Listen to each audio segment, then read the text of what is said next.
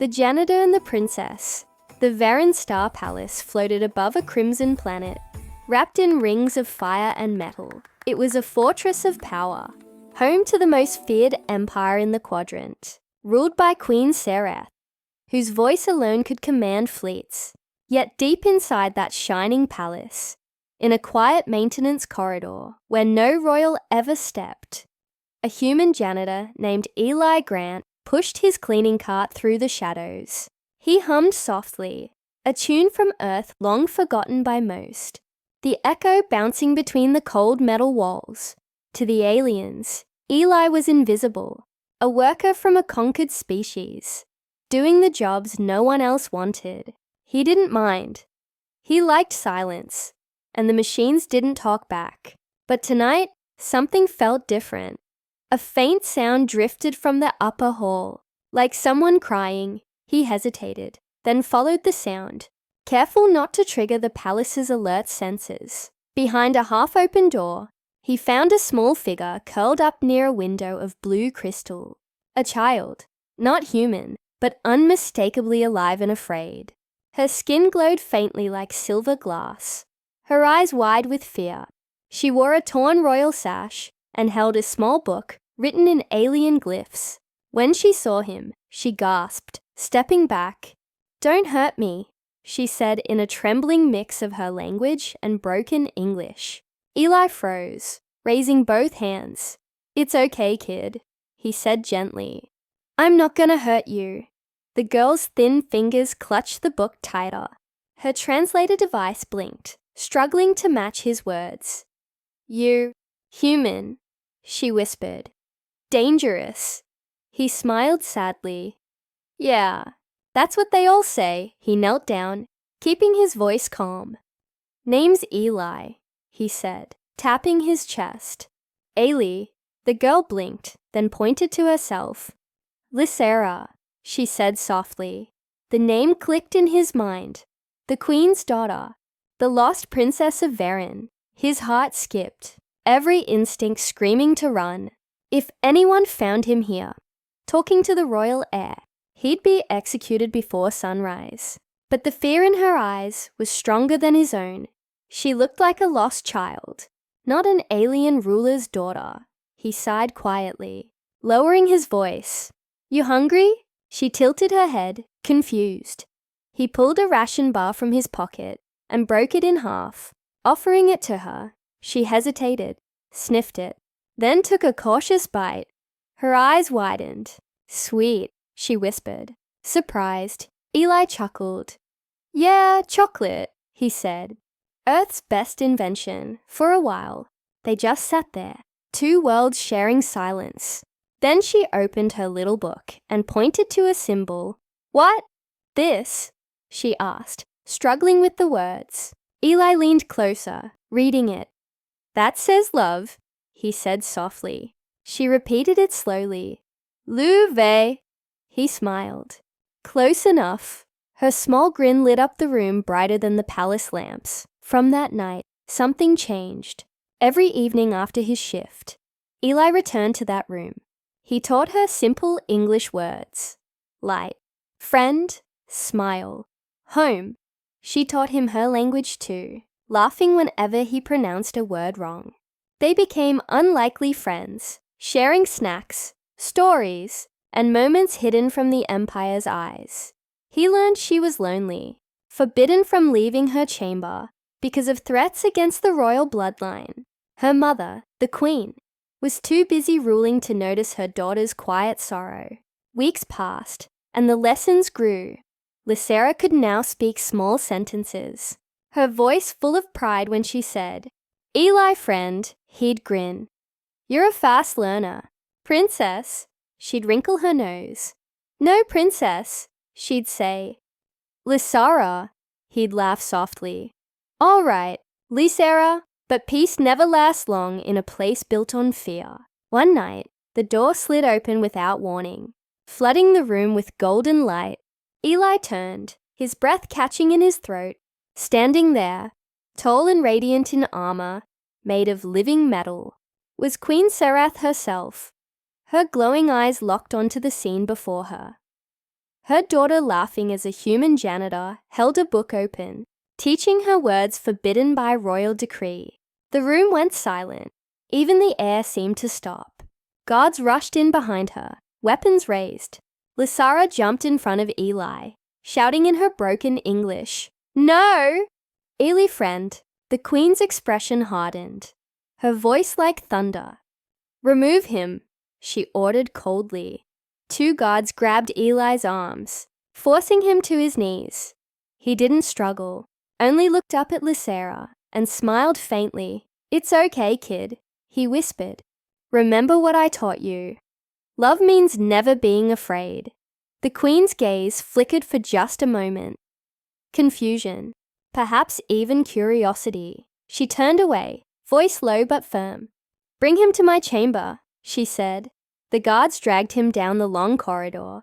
As Lysara cried out, her small voice echoed through the royal halls. "Mom, he's good. He teach me love." Eli didn't know if those words would save him or doom him, but as the massive doors of the throne room closed behind him, he took a deep breath and thought, maybe kindness was the only weapon left for humans in this galaxy. And somewhere behind him, the little princess whispered his name again. "Eli, friend." The queen's judgment, the throne room of the Varen Palace, was unlike any place a human could imagine. Its walls shimmered like liquid glass, filled with the slow pulse of alien energy. Golden lights floated in the air like fireflies, each one whispering the sound of the queen's heartbeat through the room. Eli Grant stood at the center, hands bound, head bowed, feeling smaller than he ever had before. Before him sat Queen Serath, ruler of the Varen Empire, conqueror of 3 systems, destroyer of the human fleet during the war. Her eyes glowed like twin suns, unblinking and cold. The guards pushed him forward roughly. He stumbled, catching himself, his voice dry as he muttered, "Easy, fellas. Floors this shiny shouldn't be stained with blood." One of the guards growled, but the queen raised her hand, silencing them with a single gesture. For a long moment, she said nothing, just studied him. Finally, her voice broke the silence, smooth but sharp. "You are human," she said, not as a question, but as a statement of disgust. Eli nodded slowly.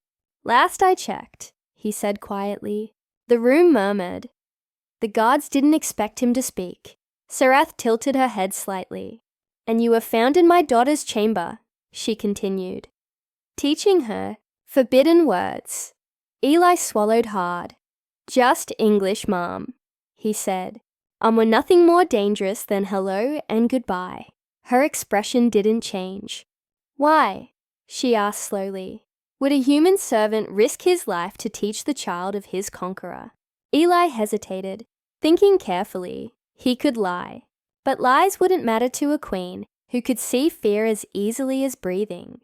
So he told the truth, his voice calm and steady. "Because she was lonely," he said, "and because words shouldn't be forbidden, they should be shared." The court gasped quietly. No one had ever spoken to the queen like that. Serath leaned forward on her throne, her gaze piercing through him. "Do you know who you speak to?" she asked. "Yes," he replied softly. "A mother." The air grew still, heavy with silence. For the first time, the queen's expression flickered. Her hand tightened on the armrest, her voice lower now. "Humans destroyed lives," she said. "Your kind brought plague and war to my world." Eli nodded, his voice full of quiet sorrow. "Yeah, we're good at that," he said. "But we're also good at fixing things, even hearts sometimes." For a long time, Serath said nothing. Her eyes shifted to the guards. "Leave us," she ordered. They hesitated, but she snapped, "Now!" and they obeyed. The massive doors sealing behind them. Eli was alone with the most powerful being in the galaxy. He straightened, his voice calm. "If you're gonna kill me, at least make it quick." The queen didn't answer. Instead, she rose from her throne, stepping closer, her long robe trailing light across the floor. Up close, she was terrifying and beautiful. her presence filling the room like gravity. She circled him slowly, studying every scar, every breath. Finally, she asked quietly, "Why did my daughter say you taught her the word love?" Eli blinked, caught off guard. "Because she asked," he said. Serath's eyes narrowed. "You speak of human emotion as if it's a gift." He shrugged slightly. "Sometimes it is. Sometimes it's all we've got left." The Queen stopped in front of him, her expression unreadable. She smiled, she said softly, more to herself than him. "I have not seen my daughter smile since her father died." Eli stayed silent, unsure if speaking would ruin the fragile calm in her tone. After a long pause, she turned her gaze back to him. "You could have fled," she said, "yet you stayed. Why?" He smiled faintly. Someone had to finish the lesson. For a moment, the Queen almost looked amused. Almost. Then she lifted her hand. A beam of light formed in her palm, shimmering like liquid fire. Eli flinched slightly but didn't back away. "If this is the part where you turn me into dust," he said softly, "I'd prefer you do it from the left side." "My right ear still works," she frowned, lowering her hand. "You're either brave or foolish," she said coldly. "Probably both," he replied. Smiling faintly, her gaze lingered on him, as if she were looking for something she didn't understand. Finally, she spoke again, her voice calm but commanding. "You will not be executed," she said. Eli blinked, surprised. Instead, she turned away, walking back toward her throne. "You will continue to teach," she added, "but not my daughter. You will teach me." Eli froze, unsure if he heard correctly. "You?" he said. The Queen looked over her shoulder, eyes glowing brighter. "Yes," she said firmly. "If your words are as powerful as you claim, then teach them to me." And prove that humanity still deserves to exist. He stood there, dumbfounded. The most feared ruler in the galaxy had just asked a janitor to be her teacher. He almost laughed, then caught himself and nodded. "Well," he said quietly, "guess I better start with the alphabet." Serath didn't smile, but her voice softened just slightly. "Begin tomorrow," she said, "and pray your words are worth your life." As the guards returned to escort him out, Eli couldn't help but whisper under his breath, "First lesson's gonna be interesting." Behind him, the Queen watched in silence, her mind full of questions she never thought she'd ask. Somewhere deep inside, something had shifted. Not power, but perspective. And though neither of them knew it yet, that single choice, to learn instead of destroy, would change the fate of two entire species. A lesson for the Queen. The next morning, Eli Grant stood outside the golden doors of the royal study. Two guards watched him closely, their hands tight around their weapons.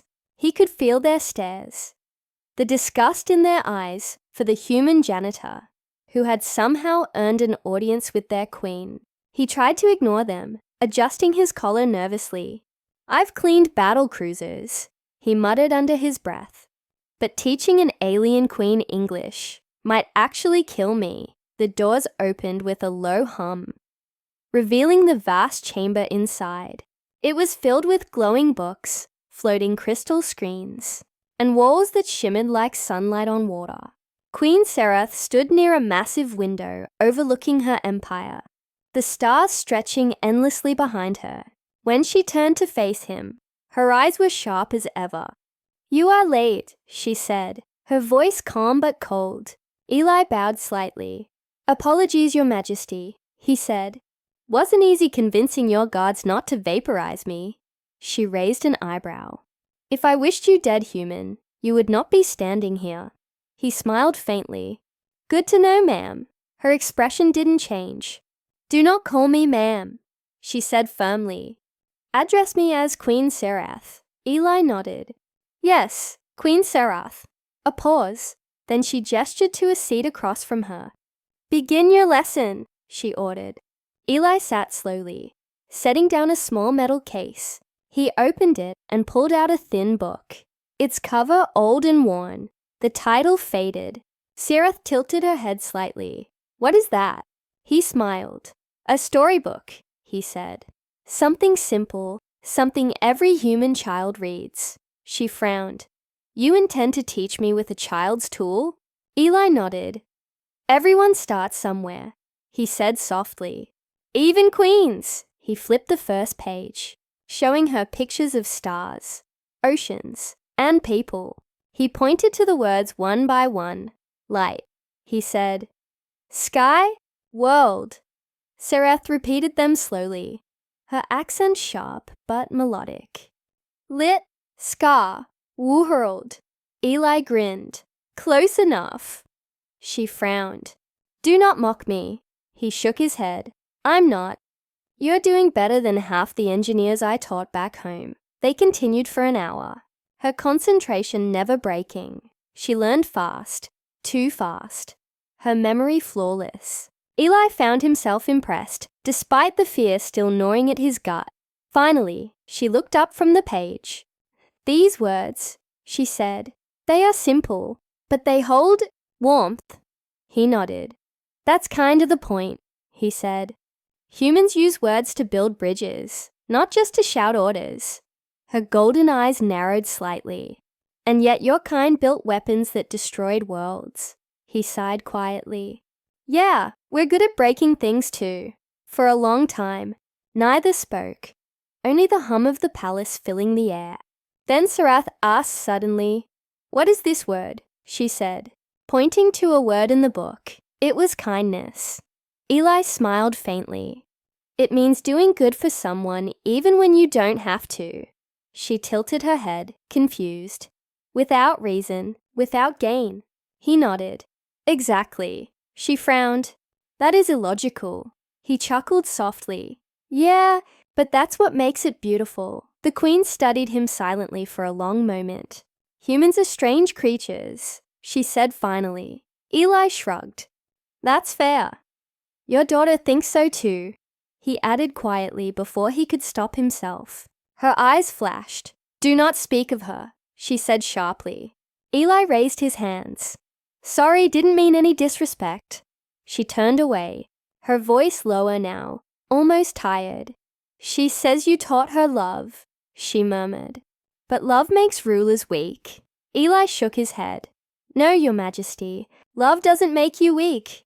It makes you remember why you fight. The room fell silent again.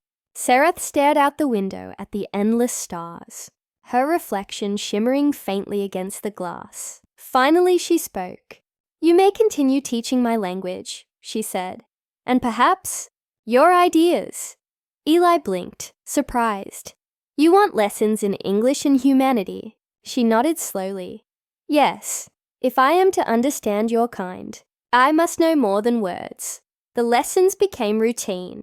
Each day, Eli arrived with his old books and his quiet humor, and each day the queen listened, asking questions about Earth, about rain, about laughter. She was curious, though she tried to hide it.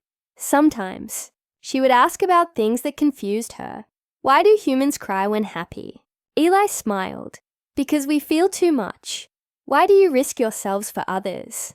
Because if we don't, who will? One evening, as they ended the lesson, she asked softly, What does your name mean?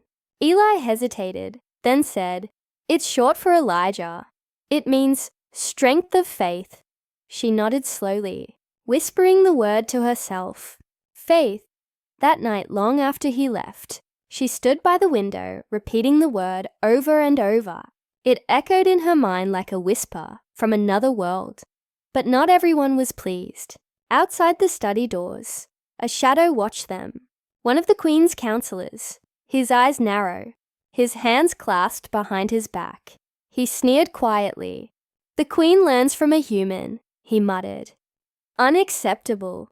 He turned and disappeared into the dark corridor, his footsteps silent as a serpent's breath. Inside the chamber, the queen closed the old book and whispered the last word she'd learned that day. Hope, she said softly. The sound strange but comforting, and for the first time since the war, she smiled. A human janitor had taught an alien queen the first language she'd ever truly needed. The language of the heart. The threat from within weeks passed, and the lessons between Eli Grant and Queen Serath continued in secret every day. He walked through the grand halls of the Varan Palace, under the cold stares of her guards. But slowly, those stares began to fade. The Queen's orders protected him, and no one dared question her directly. Still, whispers moved through the marble corridors, like shadows. Whispers of rebellion. Whispers that their mighty queen was being corrupted by a human. The royal council met in the lower chamber, a place where the queen's voice could not reach. There, High Advisor Tavor, a tall Varan with eyes like molten steel, spoke in a low, dangerous tone. "Our queen," he said, "has forgotten who she is. She speaks human words, reads human books, and listens to the mouth of a janitor." The room rumbled with murmurs of agreement. One of the generals slammed his fist against the table. "If she continues, the people will lose faith in the throne." Tavor nodded slowly, his lips curling into a cruel smile. "Then we remind her who holds true power," he said. "Even if it means removing her from it." Back in the royal study, Eli was finishing that day's lesson. They had just practiced the word peace, and the queen had written it perfectly on her glowing tablet. Her voice softened as she said it aloud. "Peace." Eli smiled proudly. "You're getting good at this," he said. Serath gave him a faint look. "It is calming," she said. "A strange word for a ruler to enjoy." He chuckled. "That's because rulers never get enough of it." For a brief moment, she almost smiled, but then her expression darkened again. "There are some," she said, "who do not believe peace is strength." Eli frowned. "You mean your council?" Her eyes narrowed slightly. "You hear too much. Human." He shrugged. "Hard not to, when everyone whispers like the air's on fire." She studied him for a moment, then sighed quietly. "They think I have grown weak." He leaned forward, his tone gentle but firm. "Maybe they've forgotten that compassion isn't weakness. It's courage." The queen tilted her head slightly. "Strange words from a janitor," he grinned. "We see things from the floor that rulers miss from their thrones." That night, Eli walked back to his quarters, his thoughts heavy. He couldn't shake the feeling that something was coming. Something dark. When he entered his small maintenance room, he found a note on his desk. It wasn't written in English or Varan script, but in a language used by the rebel laborers. The message was short but clear. They plan to strike during the next council meeting. The queen will die. Eli's heart pounded. He looked toward the palace tower through the small window. A column of golden light reaching into the sky. He didn't have time to think. He grabbed his communicator and called security, but no one answered. Every instinct told him the guards had already been compromised. He ran through the corridors, keeping to the shadows. The polished floors reflected his every movement, and the walls whispered with the hum of energy. He could hear distant voices echoing down the halls. Angry, urgent. When he reached the queen's chamber, 2 of her guards lay unconscious outside the door.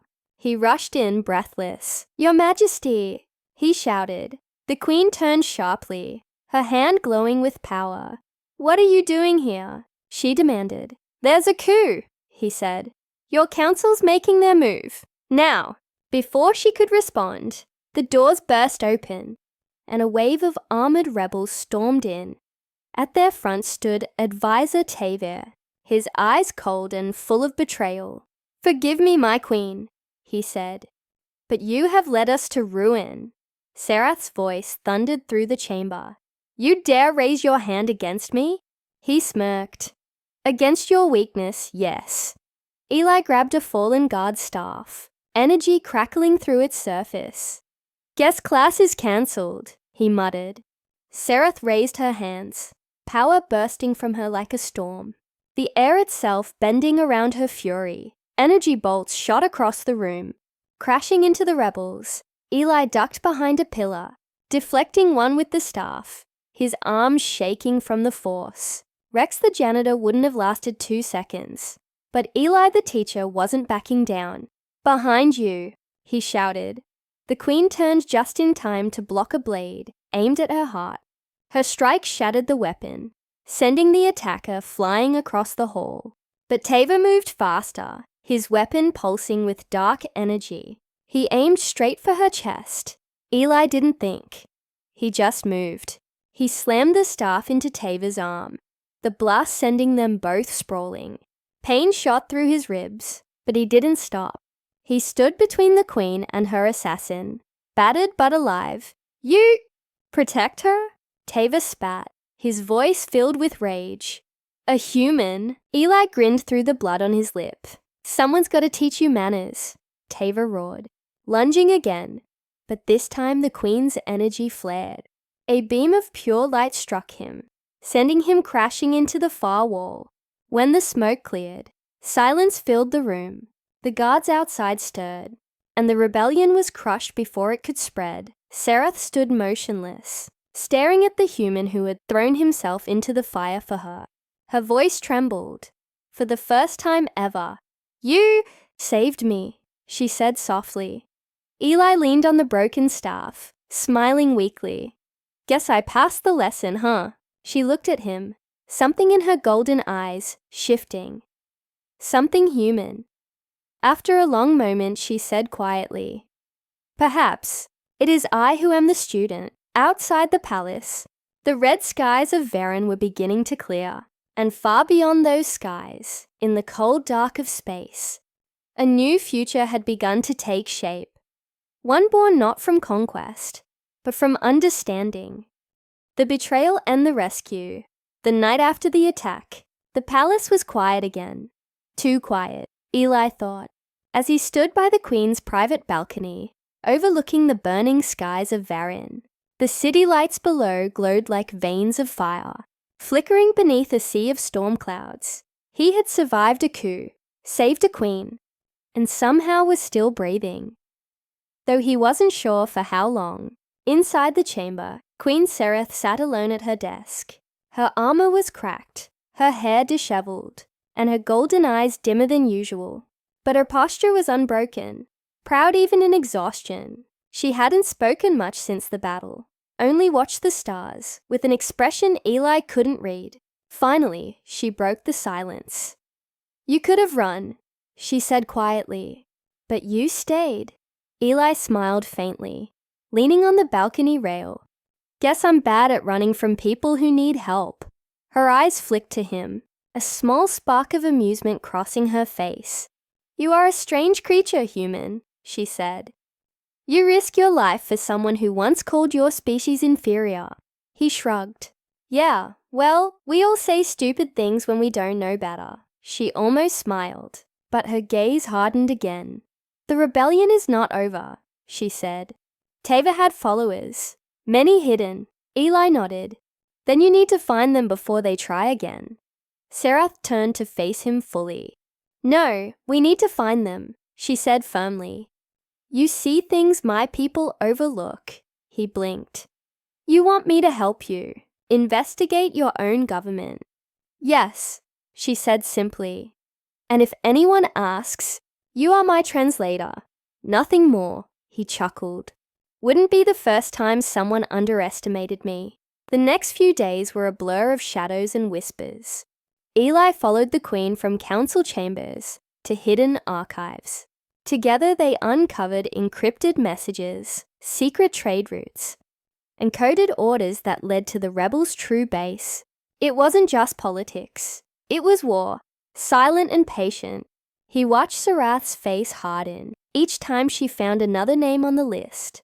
Her own advisors, people she'd trusted for decades, had plotted her death. Yet through it all, she didn't rage. She learned, and every night, she still asked him to teach her a new English word.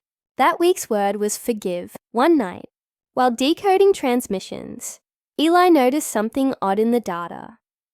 A hidden beacon signal, pulsing from outside the city. "Someone's calling for help," he said, "or setting a trap." Serath glanced at the screen, her eyes narrowing.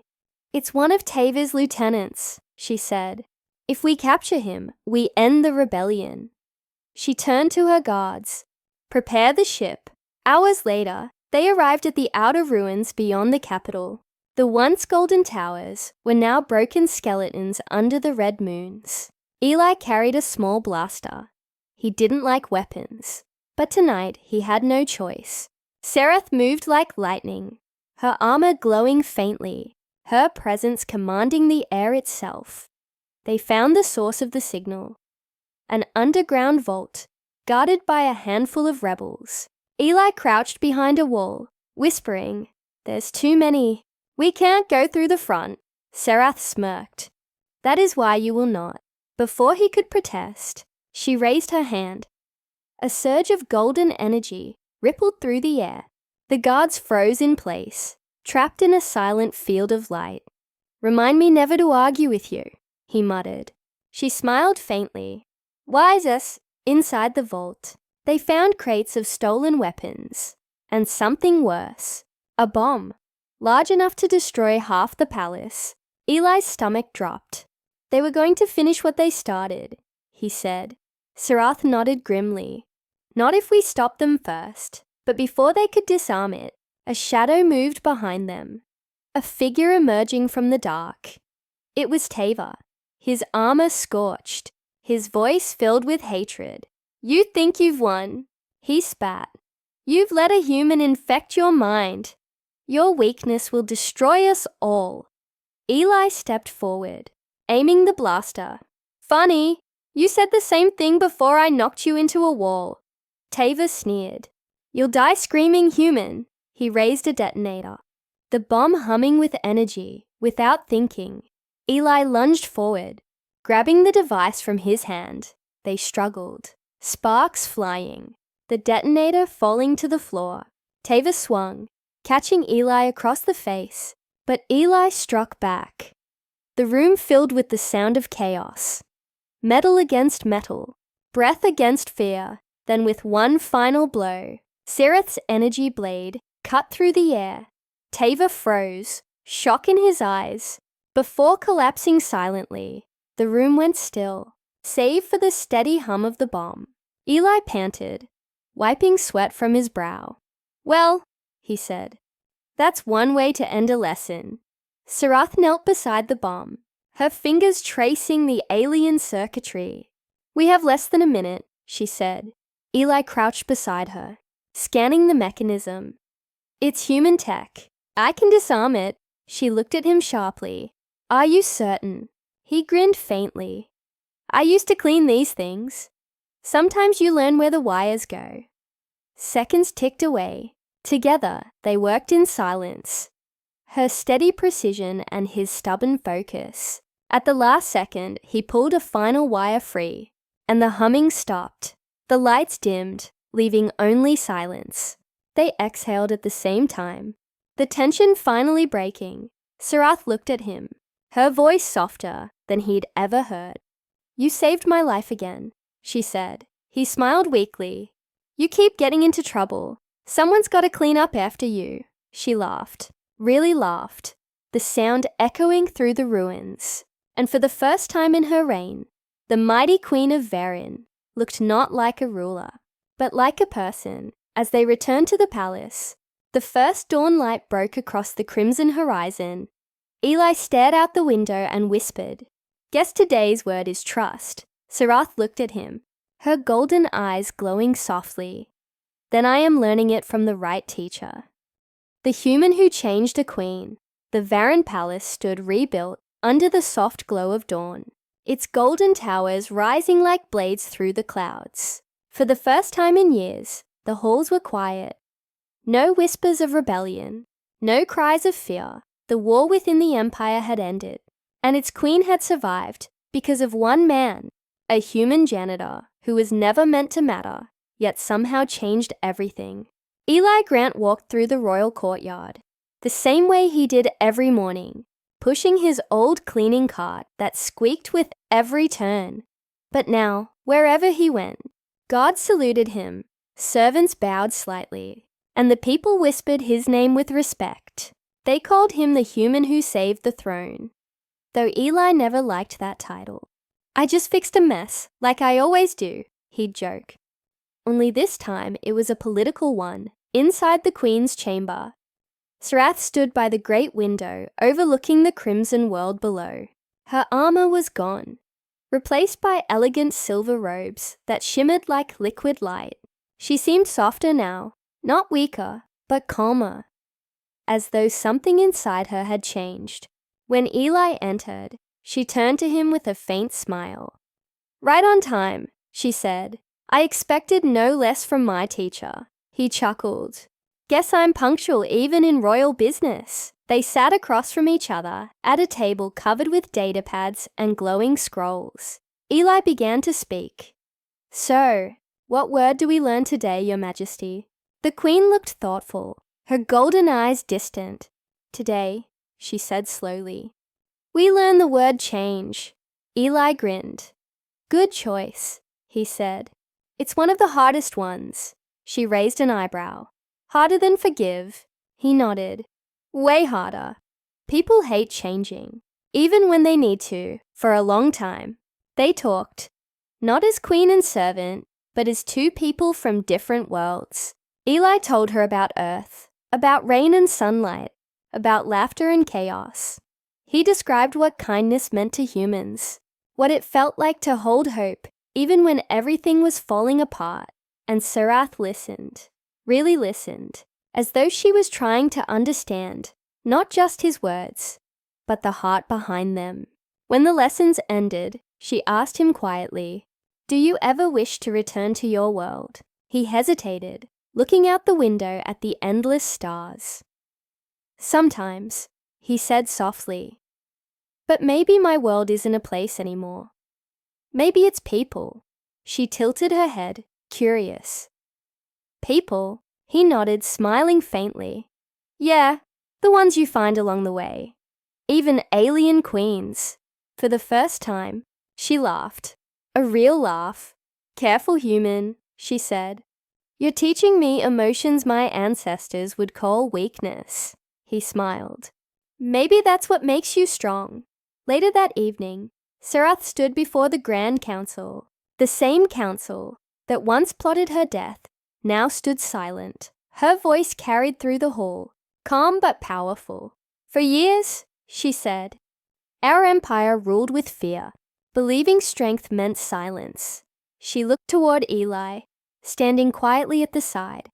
"But a human taught me something, that true strength is not in power, but in mercy."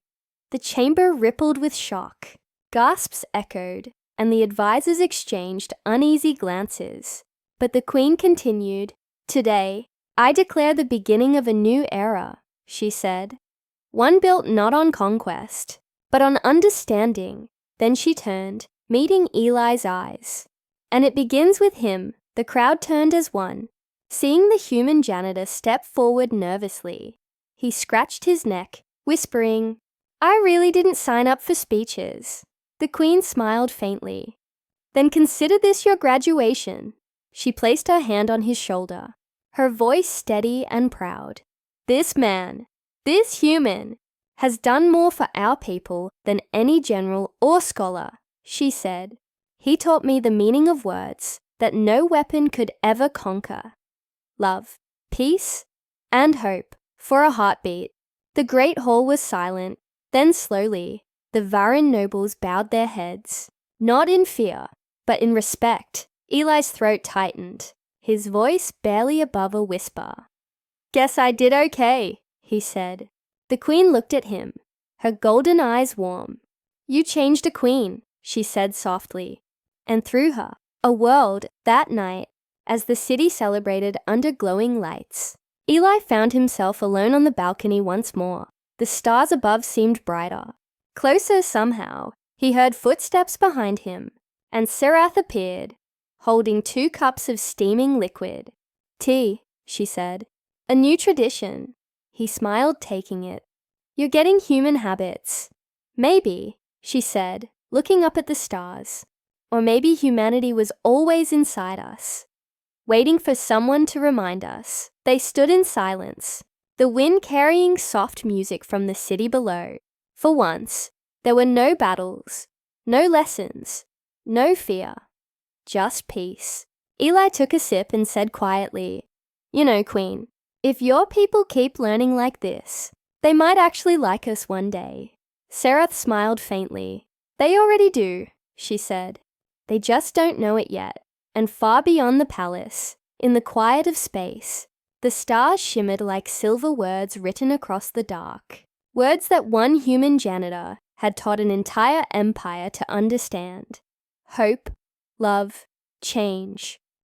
The word that united 2 worlds years past, since the day a human janitor taught an alien queen how to say hope. The story of Eli Grant and Queen Serath spread across the stars like wildfire. In the Varen Empire, once ruled by fear and silence, new words echoed through every hall: peace, kindness, and unity. And on Earth, far from the crimson skies of Varen, those same words began to return, carried through transmissions that glowed like starlight. The galaxy had changed. For the first time in history, 2 ancient enemies had become allies. Humans and Varen now traded not weapons, but knowledge, not fear, but friendship. A massive star station was built between their worlds, a shining structure called the Bridge of Words. It was half human design, half Varen crystal, a symbol of everything they had built together, and at its heart stood a single plaque, carved in both languages. Hope began with a janitor and a queen. Eli never liked being called a hero. He preferred to stay out of the spotlight, fixing machinery, teaching kids, and laughing at the absurdity of it all. He still wore his old maintenance jacket, still carried a mop instead of a sword. But wherever he went, people bowed in respect, humans and Varen alike. And though he smiled, part of him still didn't quite believe it was real. One afternoon, as he worked inside the new learning chamber aboard the station, a small voice called out, "Teacher Eli!" He turned, grinning when he saw a group of young Varen children running toward him. One of them, a bright-eyed girl with silver skin, clutched an old book in her tiny hands. "Look," she said proudly. "I read it. Hope, home, love." Eli knelt, smiling softly. "You did great, kiddo," she giggled. "Queen Serath says we must learn human words to understand their hearts." He nodded. "And we learn yours to understand the stars." The door opened, and Queen Serath entered, her silver robes flowing, her presence still commanding yet full of calm grace. The children bowed, but she waved them off with a gentle smile. "You're still teaching them yourself?" she asked, her voice warm. Eli shrugged. "Can't help it. Once a teacher, always a teacher." She smiled. "Once a janitor, always cleaning up my messes." He laughed. "You said it, not me." They walked together through the grand observation deck. Outside, the view stretched endlessly. Stars, ships, and the blue-green glow of Earth in the distance. Serath spoke softly. "Do you ever miss it?" He looked at her. "Miss what?" "Your world," she said. "Your people." He took a deep breath, eyes reflecting the starlight. "Sometimes," he said. "But then I remember, home isn't a place. It's the people you fight for." She nodded slowly, her golden eyes filled with quiet pride. "Then perhaps we share the same home now," she said.